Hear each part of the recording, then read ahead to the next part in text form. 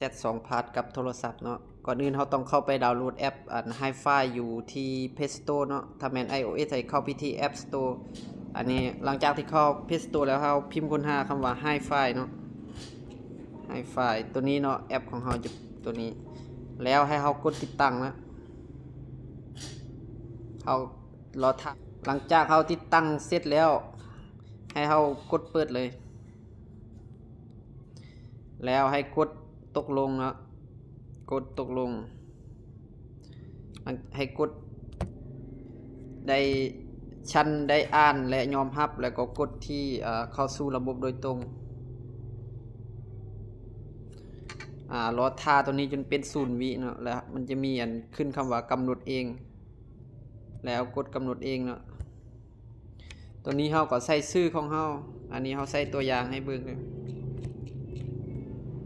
อันนี้เพศชายหรือเพศหญิงอันนี้วันเดือนปีเกิดเนาะเราอยากใส่หลวงสูงน้ำหนักหลังจากที่เราใส่ครบแล้วให้กดกำหนดเข้าสู่หน้านี้แม่นให้เรากดยอมตัวนี้เนาะลูกศรยอมกลับนี่แล้วให้ไปที่คลองชันเนาะมันจะเขียนคำว่าคลองชัน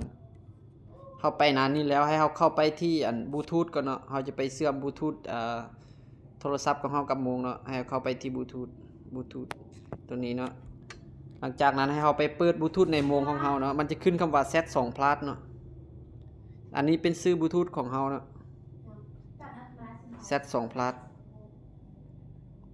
อันนี้แสดงว่าเราเชื่อมได้แล้วนะตัวนี้มันใช้งานอยู่นะเราก็เข้าไปที่แอปบัดนี้แล้วให้กดค้นหาอุปกรณ์แล้วกดอนุญาตบนนี้แหละบนสำคัญเนาะหลังจากเรากดอนุญาตแล้วให้เข้าไปที่สิทธิเนาะให้เข้าไปที่สิทธิแล้วเลื่อนขึ้นมาเนาะเลื่อนขึ้นมาจะเห็นคำว่าตำแหน่งเนาะตำแหน่งที่ตั้งแล้วให้เรากด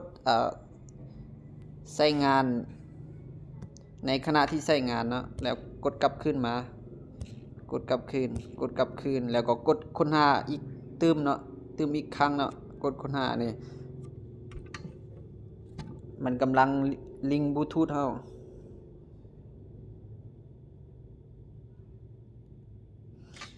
ซื้อบลูทูธของเฮาแม่นอันตัวนี้เนาะ04ทางท้ายเนี่ยเฮาก็กดเชื่อมต่อได้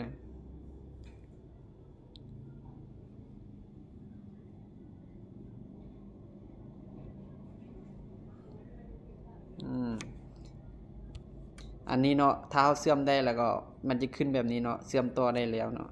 แล้วเฮาก็ลิ้นได้แล้วปกติเดี๋ยวนี้ลิ้นได้ปกตินี่ถ้าผู้ใดอยากเปิดแจ้งเตือนมันยังให้เข้าไปเปิดอย่างนี้นี่อยากให้แจ้งเตือนข้อความตัวใดก็เปิดเป็นนี้เนาะWhatsApp WeChat Facebook เนาะคันมีคนโทรเข้าโทรออกแล้วเฮาเปิดแจ้งเตือนอย่างนี้แล้วมันจะขึ้นมาเนาะนี่คันเฮาอยากปิดเฮาก็ปิดเปิดแจ้งเตือนอย่างนี้